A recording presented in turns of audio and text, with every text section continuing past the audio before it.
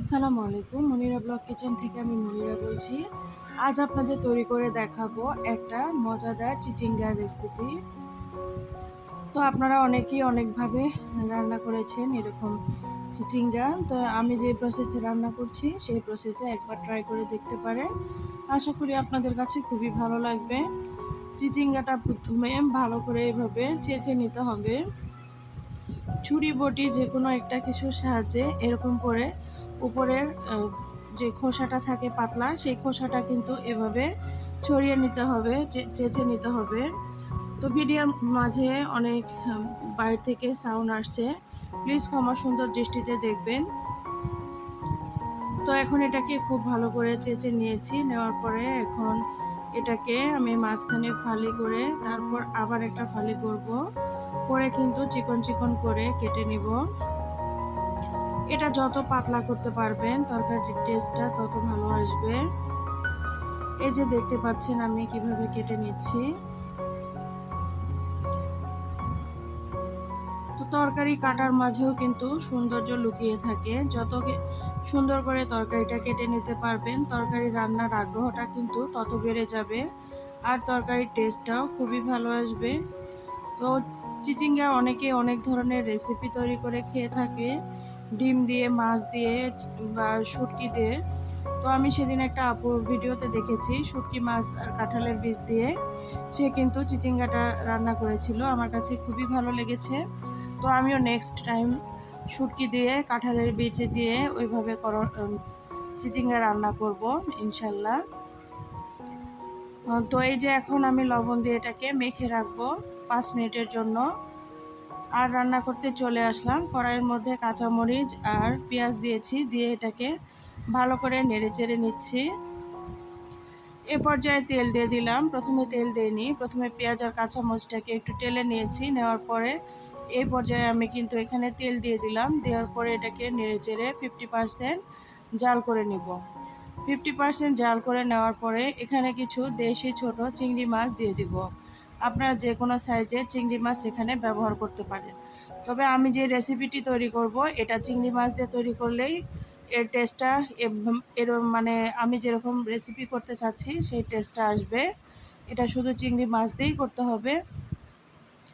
তো এই যে দেখুন চিংড়ি মাছগুলো দিয়ে তেলের মধ্যে আমি এটাকে 2-3 মিনিট ভালো করে ফ্রাই করে নিব। 2-3 মিনিট পরে এখানে আমি হলুদ আর লবণ দিয়ে দিব। তবে হলুদ লবণটা এখানে লবণের পরিমাণ অল্প দিতে হবে, কারণ আমি একবার চিচিঙ্গার সঙ্গে লবণ মেখে রেখে দিয়েছিলাম, যার জন্য চিচিঙ্গাটা কিন্তু একটু লবণাক্ত আছে।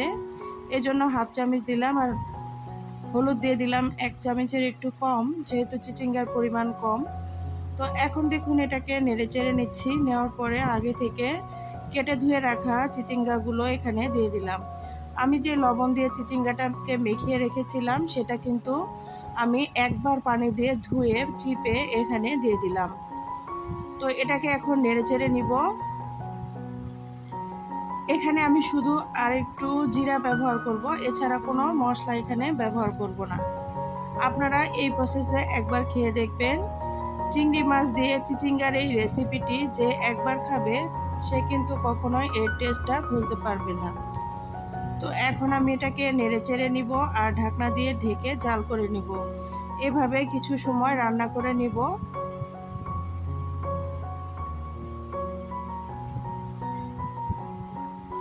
চিচিঙ্গা কিন্তু আমাদের শরীরের জন্য খুবই উপকারী একটা সবজি। তো যারা চিচিঙ্গা খেতে পছন্দ করেন না এভাবে খেয়ে দেখতে পারেন, আশা করি ভালো লাগবে। এখানে আমি 1 চামচ জিরা দিলাম, দেওয়ার পরে একটু পানি দিয়ে দিব। আর এই পানিটা দিয়ে সম্পূর্ণ রান্নাটা আমার কমপ্লিট হয়ে যাবে। যারা একটু ঝোল ঝোল খেতে চান এখানে পানির পরিমাণটা বাড়িয়ে দিবেন। তো আমি ঝোল রাখবো না, যার জন্য হাফ কাপের মতো পানি দিয়েছি।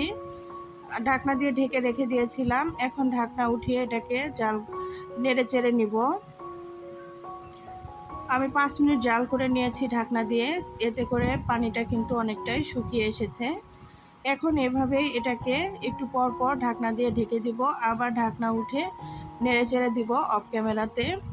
তো ভিডিওতে যতটুকু দেখানো সম্ভব ততটুকুই দেখিয়েছি, বাকিটা আপনারা বুঝে নেবেন। তো এই যে এখন এইভাবে এরকম নেড়ে চেড়ে এটার পানিটা শুকিয়ে নিব।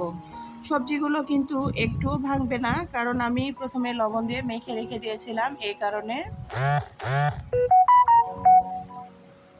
তো এখন দেখুন এই যে আবারও ঢাকনা দিয়ে ঢেকে রেখে দিয়েছিলাম, এখন ঢাকনা উঠিয়ে এটাকে নেড়ে চেড়ে নিচ্ছি। পানিটা কিন্তু একদম শুকিয়ে এসেছে। এখন এভাবে কিছু সময় নেড়ে চেড়ে নিব, একদম ভাজা ভাজা হয়ে যাবে। আর এটাই রেসিপিটার মূল অংশ।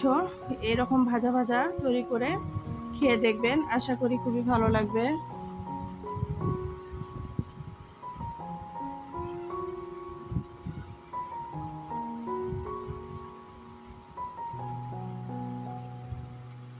তো এই যে রান্নাটা আমার একদমই কমপ্লিট। আমি চুলাটাকে বন্ধ করে এখন রান্না করে নিব। এই যে দেখুন তেল ভেসে উঠেছে। আর এখন চুলাটাকে বন্ধ করে পরিবেশন করেছি। দেখুন মাশাআল্লাহ কতটা লোভনীয় হয়েছে, খেতেও কিন্তু অসাধারণ ছিল। যারা কখনো খাননি ট্রাই করবেন। ভালো থাকবেন, চলে যাচ্ছি, আল্লাহ হাফেজ।